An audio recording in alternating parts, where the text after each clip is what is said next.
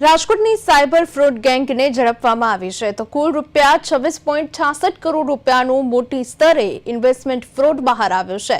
ફરિયાદી પાસેથી ઇન્વેસ્ટમેન્ટના નામે 26 કરોડ રૂપિયાની છેતરપિંડી કરવામાં આવી હતી।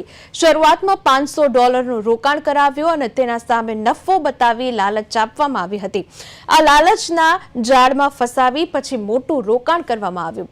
આ કેસમાં રાજકોટથી કુલ 6 આરોપીઓ ઝડપાઈ ગયા છે, જેમાં ઇન્ડેક્સ બેંકનો એક કર્મચારી પણ શામેલ છે।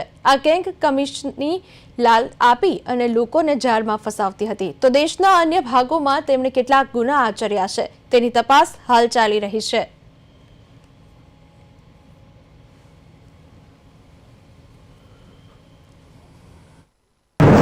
સાયબર સેન્ટર ઓફ એક્સિલન્સ ખાતે આશરે 10 દિવસ પહેલા એક ગુનો દાખલ કરવામાં આવેલો હતો, જેમાં ફરિયાદીની હકીકત એવી હતી કે એમની સાથે ઇન્વેસ્ટમેન્ટના નામથી 26 કરોડની ઠગાઈ આચરવામાં આવી છે।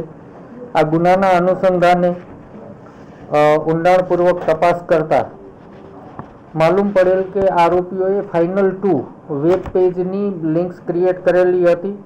આ લિંકમાં પહેલા વિક્ટિમને $500નું રોકાણ કરાવ્યું અને એની સામે $101નો વર્ચ્યુઅલ નફો પણ દેખાડ્યો અને 43,500 રૂપિયા વિડ્રો પણ કરવા દીધા, જેથી વિક્ટિમ છે એ વિશ્વાસમાં આવી ગયા। ત્યારબાદ અલગ અલગ સમયગાળા દરમિયાન એમણે 26,66,66,000ની માતબર રકમનું રોકાણ કરી દેવામાં આવેલું હતું।